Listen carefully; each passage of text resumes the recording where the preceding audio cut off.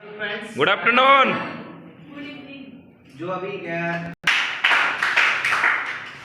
दोस्तों जैसे अभी संगम जी ने आपको बता के गया हूँ कि जो हम प्रोजेक्ट डिस्कशन कर रहे हैं उसे लगभग अगले 90 मिनट का समय लगेगा और अगले 90 मिनट है ना इस प्रोजेक्ट में जो समय लगने वाला है मैं अगले 90 मिनट रिक्वेस्ट करना चाहूंगा कि जो भी person mobile cell phone use करते हैं वो 90 मिनट के लिए स्विच ऑफ मोड में रखेंगे। तो दोस्तों आज जिस प्रोजेक्ट को आप जानने के लिए आए हुए हैं दोस्तों उस अमेजिंग प्रोजेक्ट का नाम है VIP। आप में से बता सकता VIP का मतलब होता क्या है? Very important person. बहुत बढ़िया, वेरी इंपॉर्टेंट पर्सन। आज तक हमारा आपने देखा होगा कि अगर आपके यहाँ कोई बहुत बड़ी कार से आ जाए, लग्जरी कार से आ जाए तो उसे अलग से स्वागत किया जाता है ना? क्यों? क्योंकि वो कहते हैं वो VIP आदमी है। आपके गांव में कोई बहुत अच्छा पैसे कमाता होगा उसे हम क्या कहते हैं? वो एक VIP आदमी है, राइट? लेकिन दोस्तों आज मैं ऐसे कोई पर्सन की बात नहीं करने वाला हूं, आज एक ऐसे प्रोजेक्ट की बात करने वाला हूं जिससे आपकी वैल्यू इस तरीके से बन सकती है दोस्तों, जिसका नाम है वैल्यू इंप्रूवमेंट प्रोजेक्ट।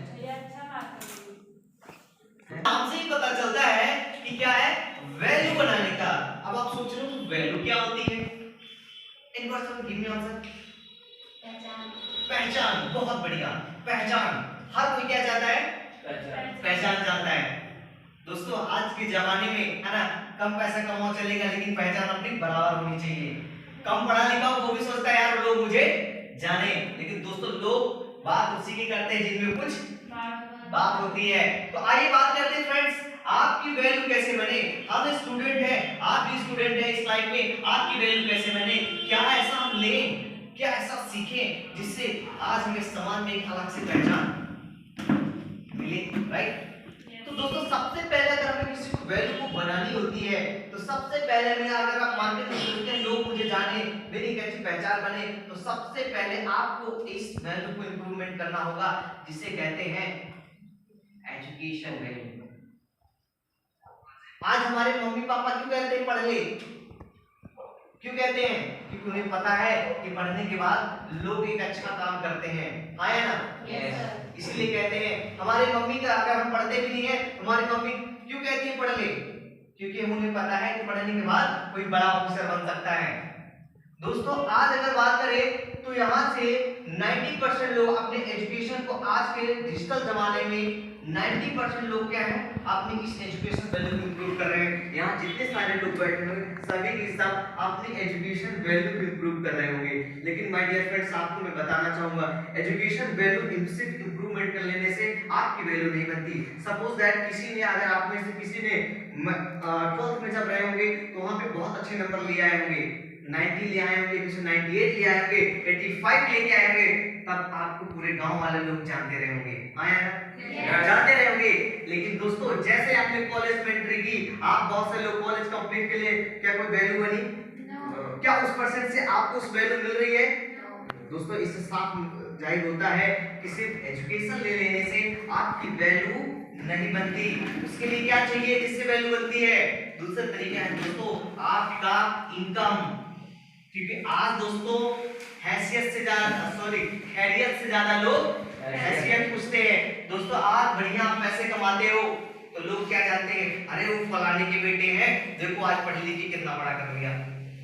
और उसी के जब भी हमारे हम लोग कुछ काम नहीं करते तब हमारे मम्मी पापा उसी एग्जांपल देते हैं, देख लो उनके बेटे को आज पढ़ के कहां से कहां हो गए, आया ना? लेकिन दोस्तों आज उनका क्यों एग्जांपल दिया जा रहा है? क्योंकि उन्होंने पढ़ने के बाद अपनी इनकम वैल्यू क्या कर ली? इंक्रीज कर ली, ग्रोथ कर ली, इसीलिए। लेकिन दोस्तों आज देखा जाए, चलिए मैं मानता हूं आप अपने एजुकेशन को 100% इंप्रूव करने में लगे हैं, लेकिन मुझे यहाँ जितने सारे लोग बैठे हैं क्या आपकी इनकम वैल्यू इंप्रूव हो रही है? क्या आप पैसे कमा रहे हैं? नो। तो दोस्तों अगर आप ऐसा नहीं कर रहे तो आपकी ये भी यहाँ पे आइडेंटिटी, आपकी कोई पहचान नहीं बनती। तीसरी जरूरत होती है दोस्तों अपनी वैल्यू बनाने के लिए, वो होती है क्या? Health value. अब हेल्थ वैल्यू की बात करें दोस्तों, यदि आप बीमार रहते हैं क्या आप अच्छी पढ़ाई कर पाओगे? नो, नहीं कर सकते। आप अगर बीमार रहते अच्छी इनकम कमा पाओगे? नो। आप सोचते महीने का 20 लाख कमाए, आप बीमार रहते कमा पाएंगे? नो, नहीं कमा पाएंगे। लेकिन दोस्तों आज अब बहुत ही एक अमेजिंग कहना चाहिए गॉड गिफ्टेड ऐसे प्रोजेक्ट में हम आपके साथ डिस्कशन कर रहे हैं जिसमें आपको तीनों चीज दिखाई देगी, एजुकेशन, इनकम और हेल्थ। आज तक आपने कभी ऐसा कॉन्सेप्ट ना समझा होगा। तो दोस्तों सबसे बताने से पहले मैं उस संस्था का नाम बताना चाहूंगा जो इस वंडरफुल प्रोजेक्ट लेके चल रही है, वो है दोस्तों हमारे स्मार्ट वैल्यू लिमिटेड।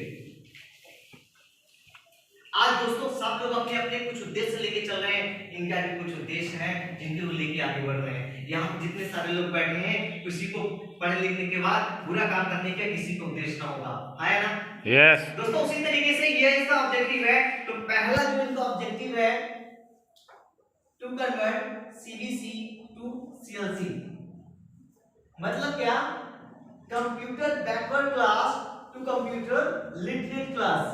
दोस्तों आज हमें पता है, आप सभी को पता है, आज हमारा 100% वर्क किसमें होता है? कंप्यूटर में। हाँ है ना, ये हर कोई जानता है। लेकिन दोस्तों अगर इसमें पढ़े लिखे के बारे में बात किया जाए कि कितने लोग जानते हैं, परफेक्ट जानते हैं, अगर आप लोग उसमें एक क्वेश्चन करो कि हमारे इस भारत में कितने परसेंट लोग होंगे जो कंप्यूटर के बारे में जानते हैं और अपना काम करते हैं? 35%। 45% तरफ से आया जवाब सर 35%। 40% सर की ओर से आया 45% आया, बहुत बढ़िया सर। आपके हिसाब से 30%।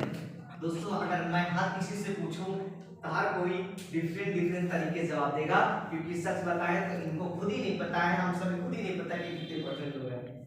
यस और नो? यस। लेकिन दोस्तों आज देखा जाए टाइम्स ऑफ इंडिया ने एक सर्वे किया था 2004 में, और उनके मुताबिक उस समय पे लगभग 1.68% जो लोग थे वो कंप्यूटर लिटरेट थे, कंप्यूटर के बारे में जानते थे।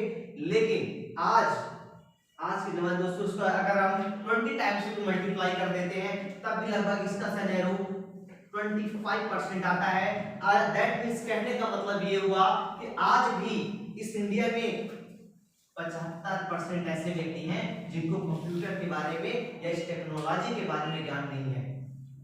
कई ऐसे गांव हैं जहां आज भी बिजली नहीं है, कई ऐसे गांव हैं जहां लोग घर है ऐसे जहां पे लोगों के पास मोबाइल नहीं है, यानी टेक्नोलॉजी के बारे में लोग नहीं जानते हैं। लेकिन हमें क्या पता है, सब काम कैसे हो रहा है? कंप्यूटर के बारे में, टेक्नोलॉजी से, लेकिन हम उसके बारे में सीखते नहीं हैं। तो दोस्तों जो लोग बचे, ये 75% बचे हुए हैं, उन्हें ही क्या करना है? लिटरेट करना है, उन्हें इसे शिक्षित करना है कि आने वाले समय पे है ना वो अपना सेल्फ डिपेंड हो पाए, बन सके। क्लियर? तो दूसरा इनका ऑब्जेक्टिव बना दोस्तों, जब देखा गया कि कुछ लोगों को धीरे धीरे क्या होने लगा, इसके बारे में जानकारी होने लगी।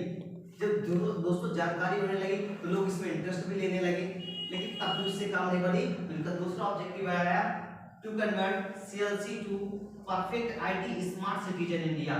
दोस्तों कई सारे लोगों ने इसको धोखाधड़ी भी हो गई, तो उन्होंने क्या किया, लोगों के बारे में टेक्नोलॉजी से रुझाव है। तो कहने का मतलब जो दोस्तों जो यहाँ पे सिनेरियो आया 25% का, तो इसमें सभी के सब क्या हुए? परफेक्ट नहीं हुए, है ना?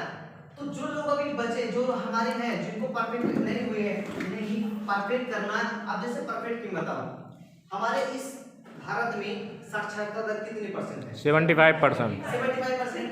अब दोस्तों अगर मैं पूछूं कि 75% में क्या सभी लोगों ने एमए किया होगा? सभी ने बीए किया है? सभी लोग एमएससी हैं? नो। ठीक उसी प्रकार से दोस्तों ये जो 25% का सिनेरियो आपके सामने आ रहा है, इसमें सभी लोगों ने बीएससी आईटी, बीसीए, एमसीए, है ना, कोई अलग से नहीं पढ़ाई की है। इसमें वो लोग भी शामिल करते हैं जिसको कंप्यूटर को ऑन ऑफ करना आता है, उनको भी इसमें शामिल किया गया है।